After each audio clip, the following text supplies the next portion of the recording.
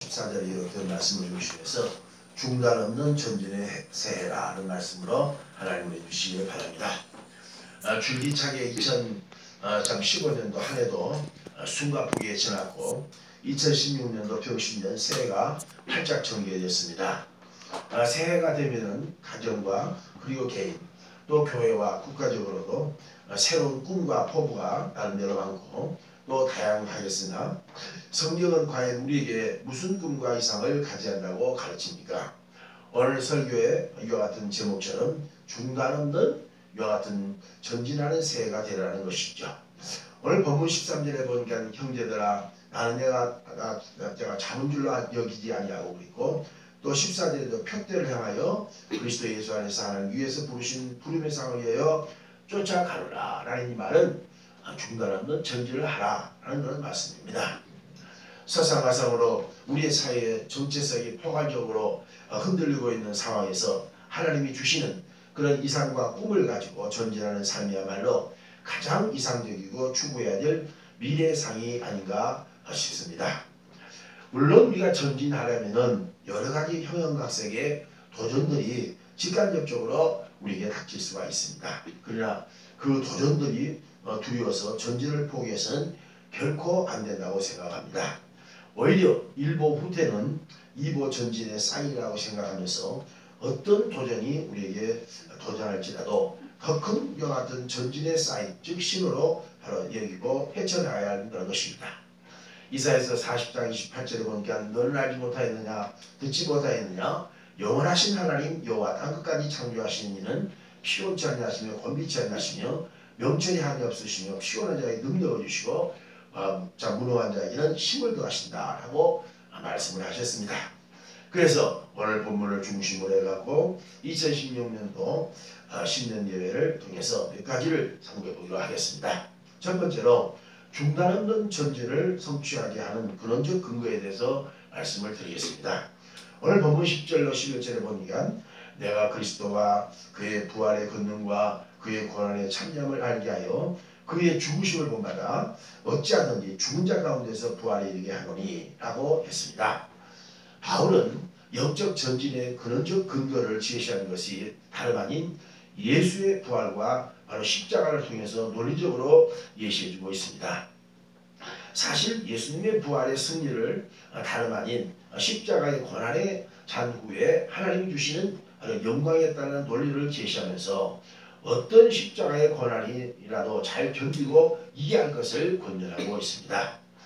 이 세상 반사가 선을 이룩하려면 필연적으로 악의 도전을 받기 마련입니다. 그러므로 악의 도전을 받게 될 때에 우리가 낙심하거나 자진하지 말아야 된다는 것입니다.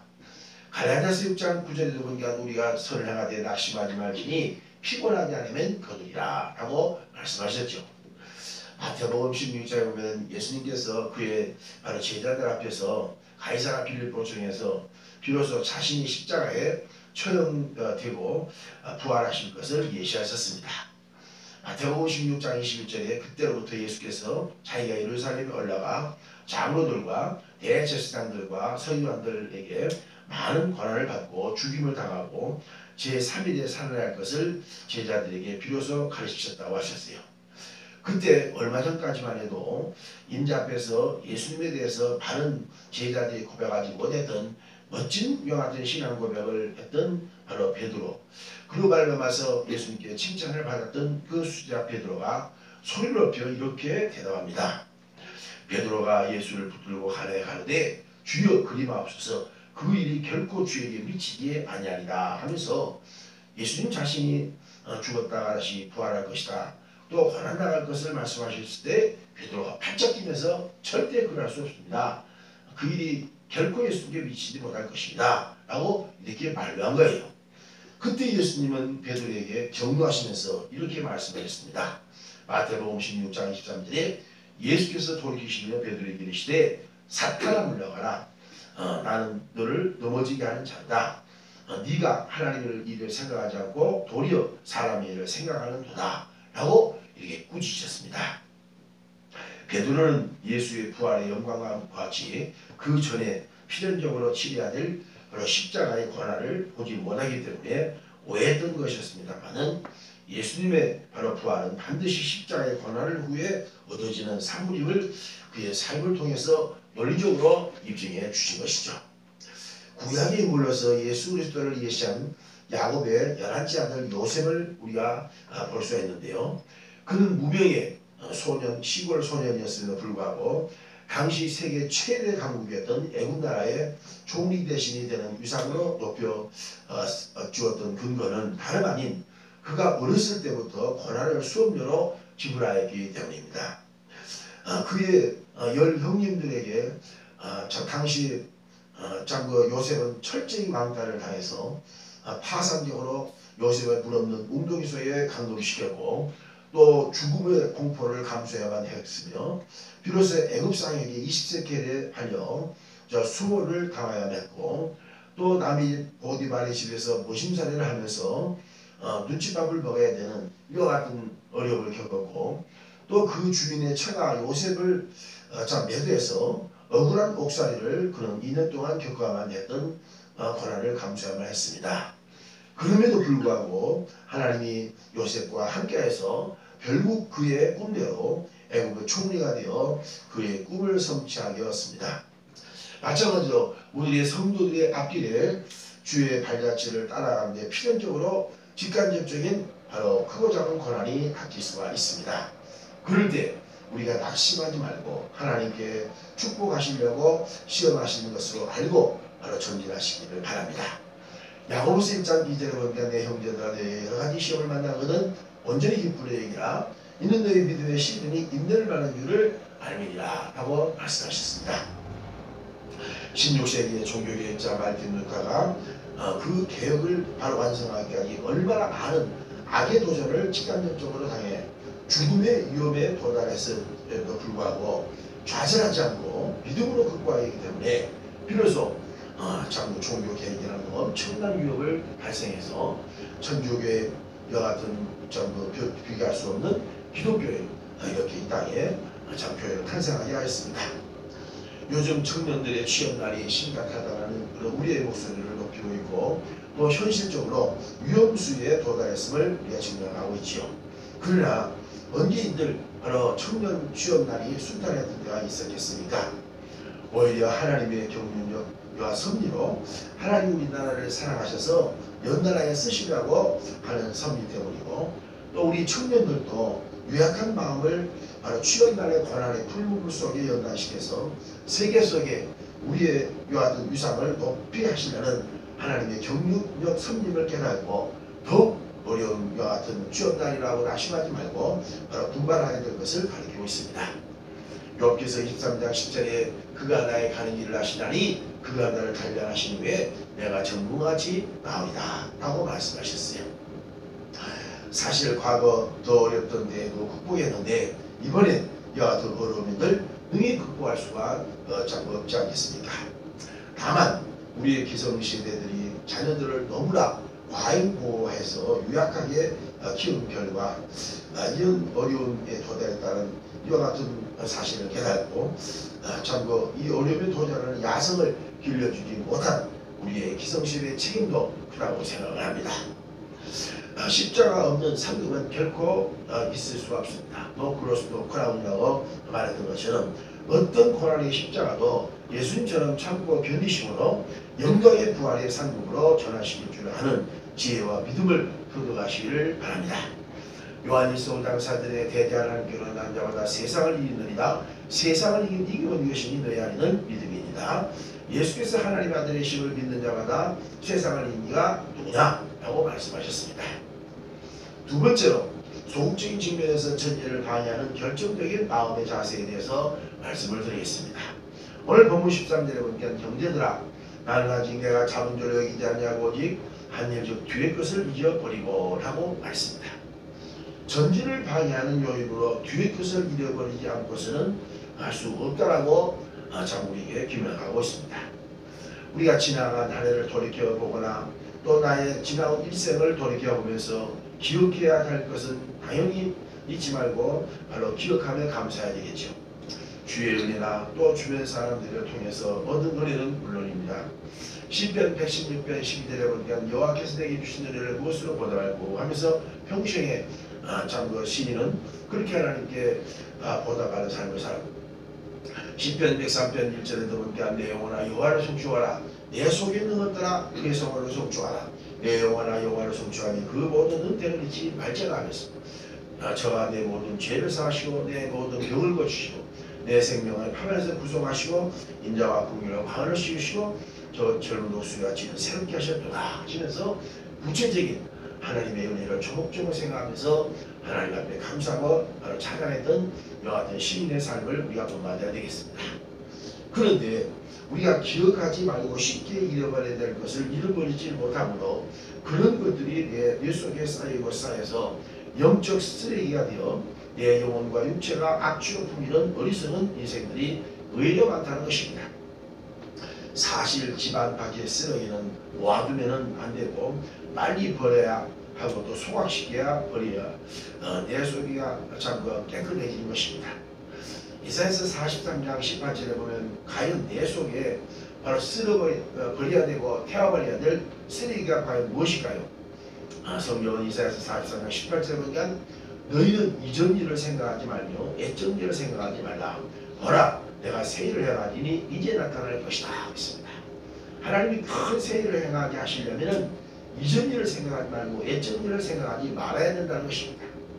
즉 이전 일을 생각하거나 옛전 일을 생각하는 것은 전진을 방해하는 결정적인 영적 바로 쓰레기이기 때문에 속히 내 마음속에서 지워버리고 잊어버려야 된다는 것입니다. 마치 연필 끝에 지우개를 둔 이유는 잘못 쓴 글자는 지우개로 지워버리는 바로 기능을 다 갖습니다. 사실 쓸데없는 생각이나 또 기억들을 참 기억하여 지워버리지 못하면 그 자체가 우리 마음속의 범민으로 돌아와서 내 영혼과 육체를 바로 산산조각에 잠되고 또 건강을 빼앗아가는 결정적인 요체가 되는 것입니다. 옛말에 정신필도는 하사불성이다 했는데 대사에 성공하려면 정신이 한 곳으로 집중돼야 하는데 정신과 마음이 분열시키는 범인 때문에 의외로 우리가 손해를 보는 경우가 참 많다는 것입니다. 운동선수들이 경기 도중에 상대방에게 얻어가는 충격과 상처를 쉽게 잃어버리고 경기에 임해야지, 그렇지 않으면 그 자체가 컴플렉스가 되고 데미지가 커서 바로 제 기량을 충분하게 발하지 못하고 상대방에게 결국 패배하고 만다는 것이 오늘날 운동 심리학자들의 이와 같은 보편적인 견해인 것입니다. 그러면 과연 내 안에서 빨리 잊어버리고 깨끗이 바로 씻어버려야 될 구체적인 것들이 무엇일까요? 첫째로 내 마음의 상처를 지워버리고 바로 잊어버려야 됩니다. 지난 한 해를 돌이켜보면서 내 마음속에 상처를 준 부모나 또한 목사님, 또 형제나 이웃, 아내나 남편, 우리가 괘씸하게 생각하지 말고 우리가 깨끗이 마음속에서 지워버리시기를 바랍니다. 요셉이 성공할 수 있었던 최대 원인이 무엇이냐 아십니까? 그가 어렸을 때부터 그의 배달한 형님들로부터 유별나게 왕따를 당해서 상처를 많이 받았지 않습니까?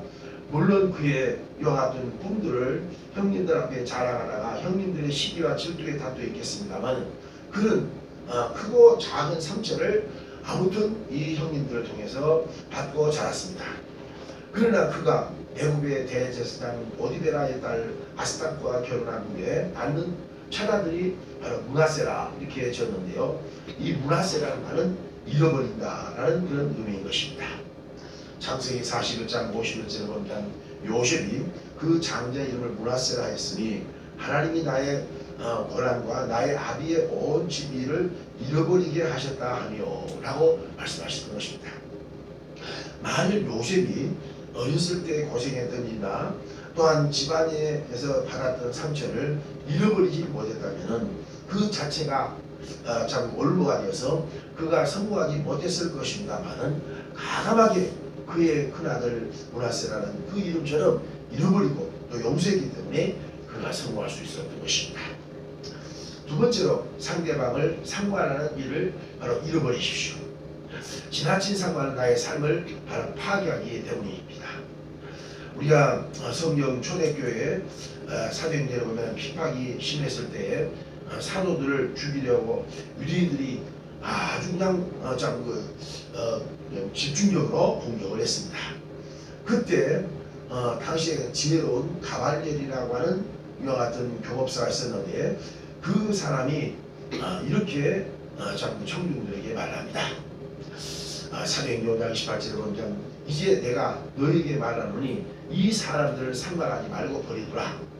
이 사상과 소행이 사람에게서 났으면 무너질 것이고 만일 하나님께로 났으면 너희가 저희를 무너뜨릴 수 없겠고 도리어 하나님을 대적하는 자가 될까 하노라 하면서 사도들을 죽이려고 위협했던 유대인들을 향하여 지혜로웠던 당시에 잠세인 가발리엘은 설득시키자 당시에 옳다고 여겨 사도들을 죽이지 않고 채찍질 말고 석방시켰다라고 말씀을 했습니다.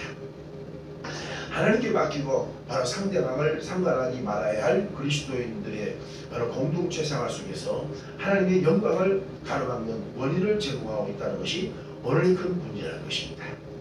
예수님의 12 제자들 간에도 주님을 모시는 가운데 갈등과 범민이 많아서 서로들을 상관하고 상관하는 주태를 부렸던 것을 성경에서 우리가 종종 볼 수가 있는데요. 요한복음 21장에 보면 예수께서 베드로에게 갈릴리 바닷가에 찾아오셔서 내 양을 먹이라 내 양을 치라 하신 후에 네가 젊어서는 띠띠고 원하는 곳으로 다녔거니와 늙어서는 네 팔을 벌리라 남이 내게 띠띠고 원치 않는 곳으로 가리라 하심으로 그가 십자가에 거꾸로 잡고 달려 죽으신 것을 예수님께서 벌써 예고하셨습니다. 그때 베드로가 그의 라이벌인 요한에게 이 사람은 어떻게 되겠습니까? 라고 바로 상관을 했습니다. 예수께서 무엇라고 말씀하셨냐면 내가 올 때까지 그를 머물러 하고자 할지라도 내게 무슨 상관이냐? 너는 나를 쫓으라 라고 이렇게 요한복음 21장 21절 21절에 예수께서 말씀하셨습니다. 평소에 베드로와 요한은 앞서도 말했던 것처럼 서로 라이벌 의식을 가지고 있었기 때문에 바로 이런 쓸데없는 상관을 베드로가 했던 것입니다. 오늘날 교회 내에서도 가정에서도 라이벌 의식을 갖지 말고 사랑의 대상임을 우리가 서로 인식하면서 화목하고 또 활약하는 믿음을 갖고 우리가 새해를 출발하시길 주의 하나님이 축원합니다. 빌립보서 2장 3절에 보면 아무 일이든지 다툼이나 허용을 하지 말고 오직 겸손한 마음으로 각각 자기보다 남을 낫게 여기라 하고 말씀하십니다. 연말연시만 되면 내가 경쟁 대상으로 여기었던 자가 나보다도 윗자리에 임명되면 속상해서 바로 마음이 편치 못한 사례가 종종 있는데 우리가 사랑으로 이 모든 것을 덮으시고 우리가 감사할 그런 것 같은 능력이 있어야 된다는 것입니다. 세 번째로 우리의 부정적인 자아상을 마음속에 깨끗하게 지워버려야 됩니다. 새해가 되면 불길한 애군들이 바로 자신과 가정에 틈타지 않기 위하여 어떤 사람은 점집을 잡기도 하고 또 해돋이를 구경하면서 새해 소원을 바로 기원하기도 합니다만 우선해야 될 사안은 내 마음속에 부정적인 자아상을 깨끗이 지워버리는 것이 최우선 과제입니다. 사실 마귀는 바로 시도 때도 없이 부정적인 이와 같은 생각의 자화상을 심어주므로 내 마음의 평화와 건강을 파괴시키는 해방꾼입니다. 가족이 사망하고 또 사고와 재난으로 고통당하는 꿈을 심어주기도 하고 또 본인이 죽고 병들고 또 실패하는 잘못된 자화상을 심어줄 때마다 우리 예수 믿는 사람들은 사탄을 물러라 하면서 내 스스로에게 바로 외쳐야 됩니다. 우리 다 같이 새해가 되기 때문에 한번 따라합시다. 사탄아 물러가라. 사탄아 물러가라. 사탄아 물러가라. 사탄아 물러가라. 어저께는 우리 아들아이 막 갑자기 막 시절 촉보내면서 그러더라고요. 그래서 뭐 때문에 우리 아버지가 나타나는 우리 아버지가 꿈에 보이거든. 사탄아 물러가라. 사탄. 아무튼 아버지가 보인 것은 좋은 것인지 우리 아버지 돌아가신 지가 지금 20년이 됐는데 항상 아버지가 보이면 좋다고 하는데 좋은 꿈이긴 합니다. 아무튼 뭐 좋지 못한 그런 부정적인 힘이 있다는 사탄을 물러가는 것입니다. 마태복음 4장에 보니까 하나님의 아들 예수님에게까지도 마귀는 찾아와서 40일 동안 유대 광야에서 금식할 때에 부정적인 환상을 심어줬습니다. 마태복음 4장 8절에 보니까 마귀가 또 그를 데리고 지극히 높은 산으로 가서 천하만국과 그 영광을 보여가로되 만일 내게 엎드려 경배하면 이 모든 것을 내게 주리라. 이에 예수께서 말씀하시되 사탄아 물러라. 예수님이 친히 사탄아 물러라고 외쳤습니다. 기록되었을 때 주너의 하나님께만 경배하고 다만 그를 섬기라 하셨느니라. 이에 마귀는 예수를 떠나고 천사들이 나타나서 수종드니라. 아멘. 예수님도 사탄아 물러하기 때문에 마귀는 떠나고 천사들이 와서 수종되었다 이 말입니다. 하물며 하나님의 아들 예수님마저도 마귀가 그 생각 속에 찾아와서 집요하게 유혹했거든 저와 여러분과 보겠습니까? 제가 7가지 질병을 말미암아 20대 사역을 해내고 있을 때 마귀는 내 마음속에 부정적인 그런 생각을 갖다 주면서 저를 유혹을 합니다. 야, 네 7가지 병 가운데 6가지는 고쳐주지만 한 가지 병은 안 고쳐준다 하면서 나를 바로 유혹한 거예요. 그러니까 그 마음에 들자 내 마음속에 얼마나 낙심이 되어가지고 부정적인 자화상이 심어지는지 이제 내가 꼽주 될 거야. 허리 아프니까 꼽주가 될 거야. 나는 이제 결혼도 못하고 또 신학교도 못 가고 직장도 못 다닐 거야. 라고 하는 그런 이와 같은 부정적인 자화상에 너무나도 힘이 들었습니다. 그 결과 정말 하나님의 성전에 나가서 저녁 10시에 하나님 앞에 무릎을 꿇고 간절히 기도하는데 그 이와 같은 생각이 마귀가 갖다 준 생각, 부정적인 생각이었다는 것을 깨닫고 그 시로부터 사탄아 물러하면서 마귀를 물리쳤습니다. 내 마음속에는 모든 부정적인 자화상을 갖다는 사탄아 물러하면서 물리쳤더니 내 마음속에 사탄아 물러가고 마음에 잠든 평화가 도래가 됐습니다. 그리고 난 다음에 아까 7가지 병과 6가지 고쳐주고 한 가지 못 고친다는 그 마음은 하나님 음성이 아니었고 사탄의 음성인 것을 내가 잘못 오판한 거예요. 그리고 난 다음 마음 평안하고 이제 계속 믿습니다 하면서 나갔더니만 믿음대로 7가지 깨끗하게 고쳐주셨습니다. 아멘. 로마서 10장 10절에 보면 사람이 마음으로 믿어 의인이고 입으로 시인하여 구원에 이르느냐 하고 말씀하셨어요. 그래서 항상 제가 여러 여러분들에게 나는 나았다 나는 이겼다 예수 이름으로 피로 보여라 마귀야 물러나 병매야 물러나 승리했다 주여 믿습니다 감사합니다 하루에 10번 이상씩 하라는 말은 올해도 계속 하시기 바랍니다. 아멘. 최고 사람 하이바 시작. 나는 예수 이름으로 피로 보여라 마귀야 병매야 물러나 나는 승리했다. 아멘. 믿습니다. 박수 한번 쳐줘. 아멘. 올해도 틀림없이 아침 시작할 때 그 기도 시작 출발하고 기도 마칠 때도 그 기도를 마치고 그래서 계속하면 마귀가 얼씬하지마도 내 마음의 부정적인 자화상이 하나님께서 일로끼로 물러가게 될 줄로 믿습니다. 오늘 본문 말씀대로 세상 뒤에 그걸 잃어버리라고 있어요. 잃어버릴 방법은 이 마음으로 믿고 입으로 시인할 입으로 자꾸만 시인해 사탄아 물러하면서 내 마음속에는 부정적인 자화상 우리의 이와 같은 딸이 취직이 안 되고 우리의 손자가 취직이 안 되고 손녀가 취직이 안 되는 그런 마음의 부정적인 자화상을 사탄아 물러하면서 취직 잘 된다면서 이렇게 물리쳐야 되는 것입니다. 그러면 그 믿음대로 되는 거예요. 내 믿음대로 될지어다 그랬지. 내가 의심하는데 네 의심대로 될지어다 그렇게 말씀했어요. 세 번째로 적극적인 측면에서 전진하는 삶의 원천에 대해서 말씀을 드리겠습니다. 오늘 본문 13절 하반절에 보니까 앞에 있는 것을 잡으려고 표대를 향해서 그리스도 예수 안에서 하나님이 위해서 부르신 부름의 상을 쫓아간다고 그랬고요. 12절에 보니까 내가 이 얻었다함도 아니고 온전히 이뤘다함도 아니라 오직 내가 그리스도 예수께 잡히게 된 것을 잡으려고 쫓아가노라 그랬거든요. 쫓아가기는 하되 막연히 전진하는 것이 아니라 하나님이 위해서 부르신 부름의 상이며 또 다른 하나는 예수 그리스도에 잡힌 바 된 그 목표를 향해서 가라고 구체적으로 이렇게 갈파하고 싶죠. 운동선수가 분명한 목표가 있어 오랜지점을 향해서 전력 질주할 때에 타고난 기량을 발휘해서 꿈 이상의 이와 같은 참 결과가 나타나 우승의 영광을 갖게 되는 것이죠.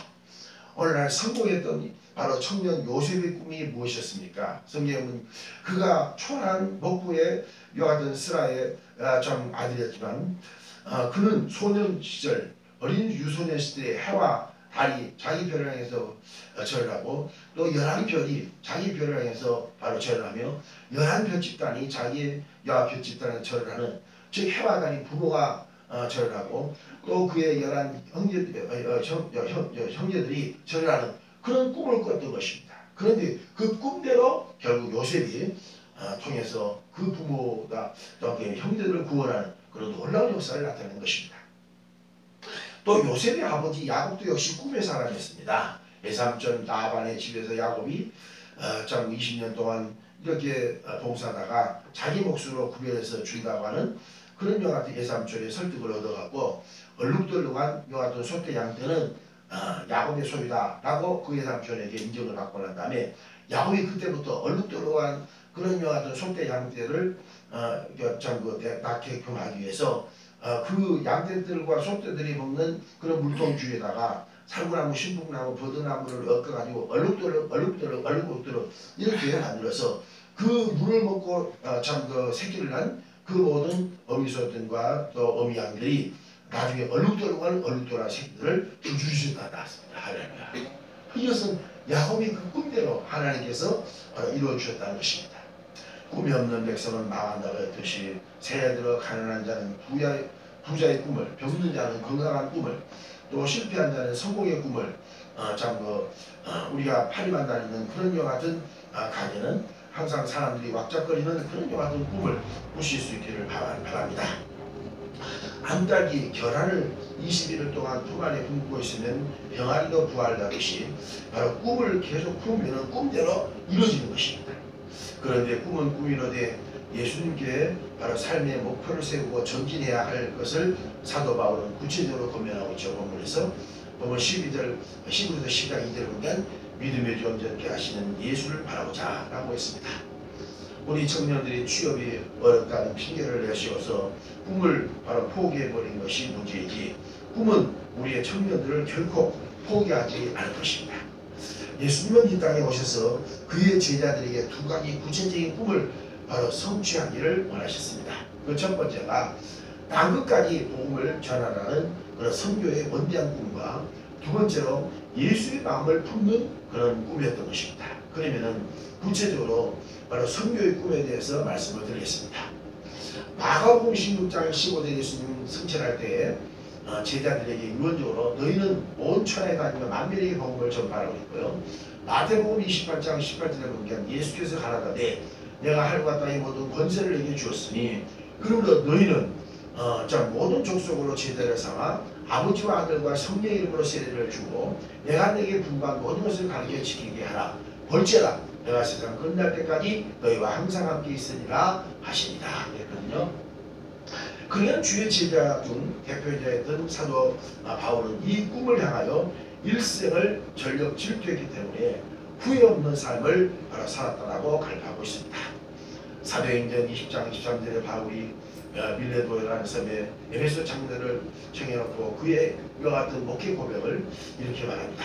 오직 성령이 각성해서 내게 증가하여 결박과 환난이 나를 기다리라 하시나 나의 달려갈 길과 주 예수께 받는 사명 곧 하나님의 은혜의 복음을 증거하는 일을 마치려면 나의 생명을 조금도 귀한 것으로 여기지 아니하노라 라고 고백했고요. 마지막 임종 직전에 디모데가 지켜보고 있는 가운데 그 옥중에서 이런 유언을 하고 떠났는데요. 내가 선한 싸움을 싸우고 나의 달려갈 길을 마치고 믿음을 지켰노라고 이렇게 말했습니다.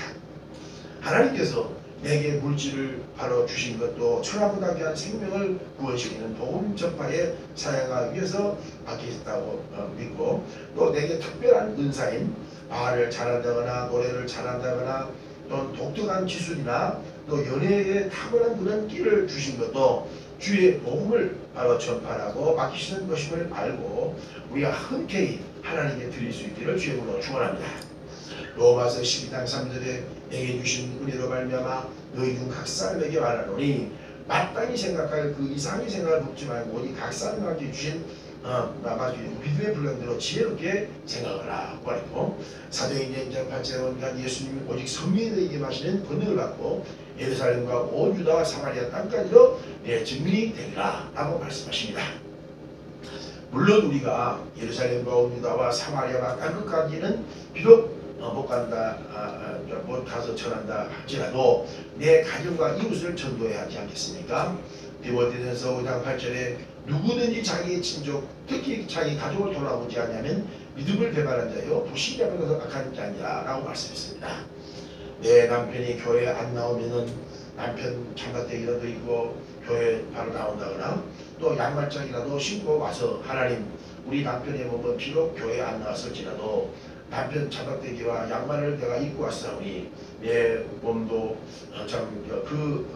우리 남편 몸도 교회 조만간에 나오게 하실 줄로 믿습니다 하면서 꿈을 갖고 하나님 앞에 구정으로 이렇게 기도하십시오. 속썩이는 자식이나 또 손자 손녀들이 비록 교회에 안 나오고 있다 할지라도 낙심하지 말고 딸의 목걸이라도 교회에 걸치고 나온다거나 또 아들 손자 손녀의 액세서리라도 한번 훔쳐서 차고 나와서 기도하기를 하나님 비록 우리 손자가 또 우리 손녀가 또 우리 아들이 교회 이 자리에 나오지 못했다 할지라도 내가 그의 목걸이와 액세서리를 가지고 이제 교회에 나왔으니 조만간에 그의 몸도 바로 교회에 나오게 할 줄 믿습니다 하면서 기도하십시오. 아멘. 야고보서 5장 16절 보니까 의인의 간들은 역사하는 일이 많으니라 라고 말씀하셨어요. 더군다나 그래도 안 되면은 목사님께 중보기도를 바로 요청을 해서 기도를 받거나 또 성도들의 중보기도를 요청해서 집중적으로 바로 기도하십시오. 감리교회 창시자 요한 웨슬레르 목사님은 전 세계는 나의 교구다 라고 하는 꿈을 갖고 바로 열정적으로 기도하고 전도했기 때문에 기독 감리교단을 바로 전 세계적으로 창설하는 놀라운 업적을 내게 되었습니다. 두 번째로 앞서도 말했던 예수의 닮은 꿈입니다. 예수의 선교의 꿈과 두 번째로는 예수를 닮은 꿈을 꾸야 됩니다. 빌립보서 2장 5절에 너희 안에 이 마음을 품으라 곧 그리스도 예수의 마음이니 그는 근본 하나님의 본체시나 하나님과 동등됨을 취할 것을 여기지 아니하시고 오직 자기를 위하여 종의 형체로 나타나셨으니 곧 십자가의 중심이라 라고 있습니다. 고린도전서 11장 1절에 바울은 내가 그리스도를 본받은 것 같이 너희도 나를 본받은 자가 되라고 고린도 교인들한테 내가 이 그리스도를 본받았기 때문에 너희도 나를 본받으라. 나는 그리스도를 본받는 사람이다 하고 나를 본받는 것은 바로 그리스도를 본받는 것이다 하고 이렇게 간접적으로 말씀하고 있습니다. 오늘날 전도의 결정적인 이와 같은 장애 요인 중 최대 원인이 다름 아닌 예수의 마음을 담는 것이 아니고 인간의 악취가 드러났다는 데에 우리의 전도문이 막혀 있다는 것입니다. 예수의 마음을 품는 참 작은 예수가 되는 목사, 또 권사, 집사, 교인 될 때 비로소 하나님의 영광이 드러나고 우리 앞에 전도문이 열리게 된다는 것입니다. 마태복음 5장 16절에 이같이 너희 빛을 사람 앞에 비추게 하여 저희로 너희 착한 행실을 보고 하늘에 계신 너희 아버지 영광을 돌리게 하라 하고 예수님 말씀하시지 않습니까? 술 먹고 행패 부리는 직장의 장로, 사장, 장로, 과장, 장로, 팀장 때문에 전도문이 막히고 또 음란한 짓을 일삼는 직장의 권사, 집사 님들 때문에 직원들이 실망해서 교회 다니다가마저도 포기해버린 그런 사례가 얼마나 많습니까? 나 한 사람 때문에 다른 사람을 실족해 하면은 차라리 연장한 뼈를 목에 메고 저 바다에 빠뜨려 죽는 것이 낫다고 예수님은 그렇게 나 때문에 한 사람 때문에 실족하면 그런 무서운 징계를 우리에게 말씀하시지 않습니까? 검은 옷에 검정칠을 하면은 별로 드러나지 않습니다. 그러나 하얀 옷에 검정칠을 하면은 멀리서 유발하게 밝게 드러납니다. 마찬가지로 불신자들의 잘못이나 실수는 별로 드러나지 않습니다만 우리의 신자들은 하얀 이와 같은 옷에다가 실수를 하면 그것이 검은 칠을 하기 때문에 확연하게 멀리서도 바로 드러나기 마련입니다. 마태복음 5장 48절에 예수님은 그를 하늘에 계신 너희 아버지 온전하신 것 같이 너희도 온전하라고 친히 제자들에게 산상수훈에서 명확하게 가르치지 않습니까? 물론 이 세상에서 신자들이 예수님처럼 100% 온전하실 수는 없겠습니다만 온전해지려고 부단한 자기 훈련을 거듭하는 그런 새해가 필요하다고 바로 생각이 됩니다. 올 새해에는 정말 예수님의 경건을 본받는 예수님의 마음을 본받는 저 여러분 될 수 있기를 축원하니 기원합니다. 디모데전서 4장 7절에 바울은 그의 믿음의 아들이요 후계자를 겪는 디모데에 향한 목회서신에서 망령되고 헛되는 신화를 버리고 오직 경건의 일을 연습하라. 육체의 연습은 약간의 유익이 있지만 경건은 범사에 유익하니 금생과 내세의 유익이 있느니라 라고 말씀하셨습니다. 운동선수가 한 가지 동작을 계속 연습하고 연습하다 보면은 언젠가는 신의 경지에 이를 정도로 능수능란을 할 수밖에 없게 되듯이 경건을 계속 연습하고 연습하면은 예수님을 담는 향취가 드러나게 된다는 것입니다. 말시에도 반말이나 또 막말을 하지 말고 또 더럽거나 험어스러운 말을 버리고 항상 공손하고 친절하고 또 겸손한 말을 바로 연습할 줄 아는 그런 훈련이 필요한 것입니다. 마음씨도 바로 부정적이고 소극적인 마음을 버리고 항상 긍정적이고 적극적인 마음씨로 변하는 그런 연습을 바로 해야 되는 것입니다. 제가 가끔 음식점에 가서 된장찌개를 먹을 때도 그 주인이 형 고맙습니다 하면서 인사를 하고 또 오십시오 하면서 웃음으로 이렇게 참 겸손한 그런 이와 같은 그 가게는 다시 또 가고 싶어요. 그런데 그 주인이 아주 몰상시하게 불친절하고 하면 다시는 가고 싶지 않습니다. 여러분, 이것이 바로 우리의 이와 같은 웃음이라고 하는 것이 저 자본도 없는 큰 자산인 것입니다. 그래서 우리는 항상 성경은 기뻐하라, 항상 기뻐하라, 쉬지 기도하라, 범사에 감사하라. 이는 그리스도 예수 안에서 너희를 향하신 하나님의 뜻이라고 그랬고요. 잠언서 4장 23절에 무릇 지킬 만한 것보다 내 마음을 지키라. 생명의 근원을 위해서부터 나면이다 라고 말씀하셨습니다. 새로운 새해가 희망차게 소리되었습니다.